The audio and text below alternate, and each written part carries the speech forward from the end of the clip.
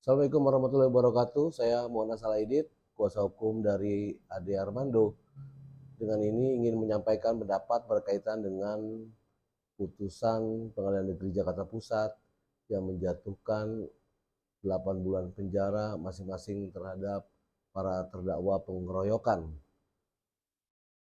Bang Ade Armando yang terjadi di depan gedung DPR RI.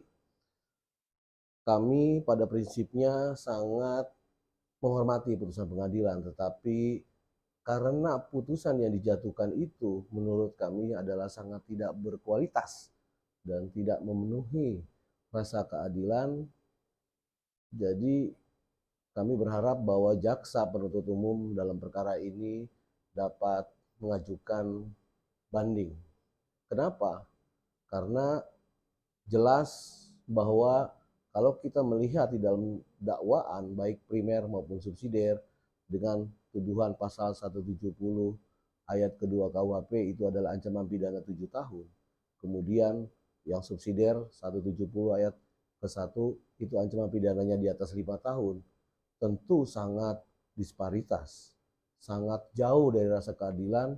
7 tahun, 5 tahun, kemudian hanya dijatuhkan putusan 8 bulan penjara. Tidak ada 1 tahun pun atau di bawah 1 tahun. Bandingkan misalnya dengan kasus-kasus penganiayaan lain. Contoh kita ambil satu kasus adalah Bahar Smith misalnya yang melakukan penganiayaan terhadap anak itu diancam sampai diputus bahkan sampai 3 tahun penjara.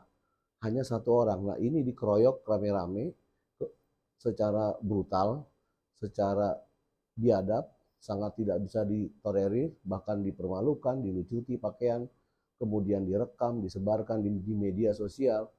Justru para pelakunya hanya diputus di bawah 1 tahun. Putusan pengadilan itu mestinya memberikan azas keadilan.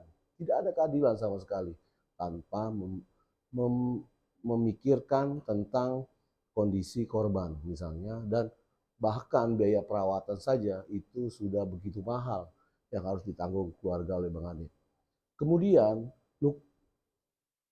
akibat dari kekerasan itu yang ditimbulkan adalah luka-luka luar akibat pukulan dan injak-injakan. Nah kemudian bahkan luka dalam berdasarkan rekam medis ada temuan bagaimana luka di alat kelamin dan kandung kemih.